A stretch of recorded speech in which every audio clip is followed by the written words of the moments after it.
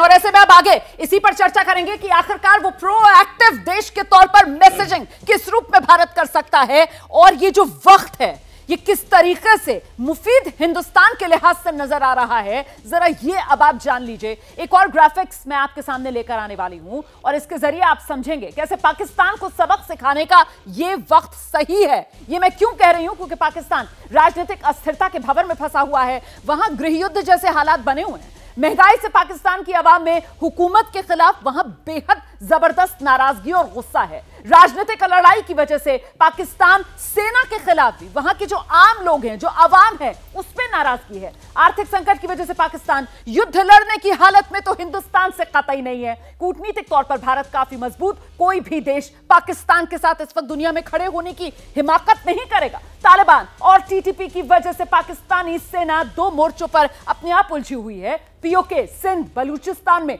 आजादी की मांग जोर पकड़ने लगी है, और वैसे भी हमें तो पूरा यकीन है कि इंतजार कीजिए, पीओके खुद हमारे साथ वापस लौटेगा।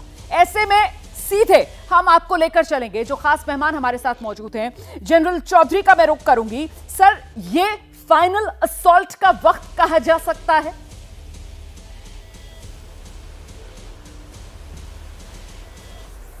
देखिए, जैसे मैंने पहले बोला था, पाकिस्तान हमारा पुराना दुश्मन है और पुराना दुश्मन ही रहेगा।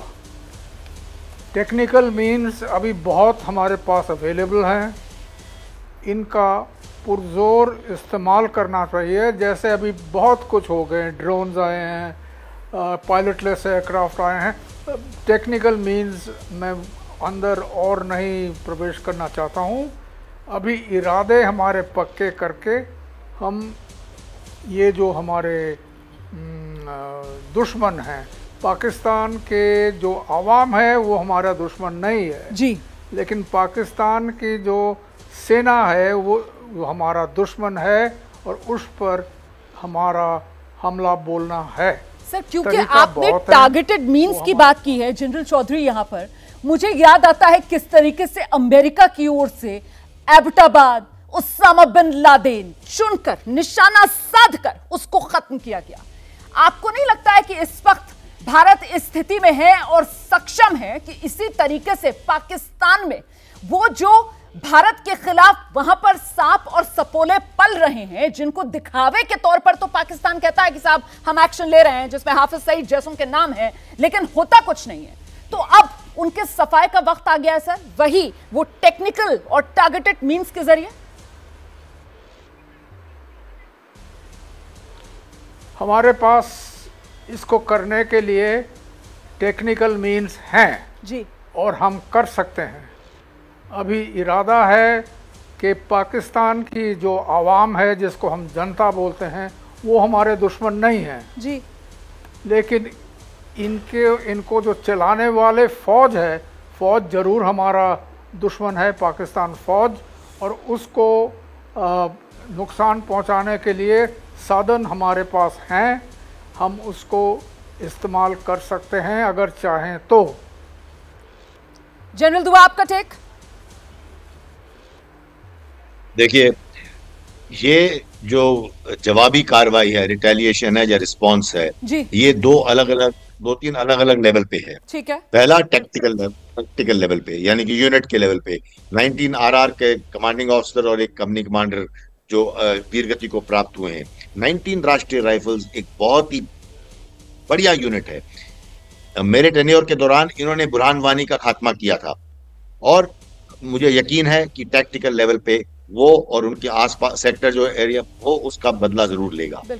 देश के लेवल पे, जैसे जनरल चौधरी साहब ने बताया, देश के लेवल पे हमारे पास टेक्निकल इनेबलर्स हैं, हमारे पास और बहुत तरीके हैं जो हमें इस्तेमाल करने चाहिए। और मैं ये कहूँगा कि जैसे जनरल साहब ने बोला, मैं इसमें ज़्यादा प्रवेश नहीं करना चाहता हूँ। कई चीज़ें ऐसी हैं जो पब्लिक डोमेन में डिस्कस नहीं की जा सकती हैं, लेकिन यकीनन बहुत कुछ हो रहा है। और वो अब आप मसलन, आपको मैं एक उदाहरण देता हूँ। हाल ही में आपने सुना कि 2 बार ऐसा हुआ कि पाकिस्तान के अंदर उधर ही टेररिस्ट के ऊपर हमला हुआ, किसी ने भी हमला किया और टेररिस्ट की मौत हो गई पाकिस्तान के अंदर। बिल्कुल सर, बिल्कुल। मैं ज्यादा अक्लमंद को इशारा काफी। और अब ऐसी ऐसी चीजें जो होती हैं या साइबर में, स्पेस में, ये ऐसी ऐसी चीजें, ऐसे एनेबलर्स, ऐसे ड्रोन्स का इस्तेमाल और मींस का इस्तेमाल जो है उसकी चर्चा नहीं की जा सकती, तो देश के लेवल पे वो कार्रवाई की जाएगी। बाकी हमें मुस्तैदी से लगे रहना है और के मंसूबों को नाकामयाब करना है। जो वो कोशिश कर रहे हैं पीर बंगाल के साउथ रजौरी साइड में, यहाँ पर वो टैक्टिकल लेवल पे कार्रवाई, और मुझे यकीन है पूरी सेना बहुत मुस्तैदी से ये काम कर रही है। नहीं, बिल्कुल आपने इशारों इशारों में वो संदेश दे दिया है। मेरे ख्याल से जो सुनना भी चाहता है इस वक्त हर हिंदुस्तानी की किस तरीके से आतंक के सफाए में हर तरीके से जुटा हुआ हिंदुस्तान लगा है इस समय। पत्रकारिता कोई इमोशन नहीं है, ना अपना कोई ज्ञान देना है और ना कोई विचार थोपना है। पत्रकारिता क्या है? पत्रकारिता का मतलब है सही जानकारी इकट्ठा करना और तथ्य बताना। पत्रकारिता आज जितने महत्वपूर्ण दौर में है, शायद पहले नहीं थी। इस दौर से निकलने के लिए सिर्फ सच दिखाने की जरूरत है, वो सच जो आपके हित को आगे रखे। इसलिए अब रात 9 बजे प्राइम टाइम नहीं होगा, ये आपका टाइम है। जगविंदर पटियाल के साथ देखिए पब्लिक इंटरेस्ट सोमवार से शुक्रवार रात 9 बजे सिर्फ एबीपी न्यूज पर। एबीपी न्यूज आपको रखे आगे।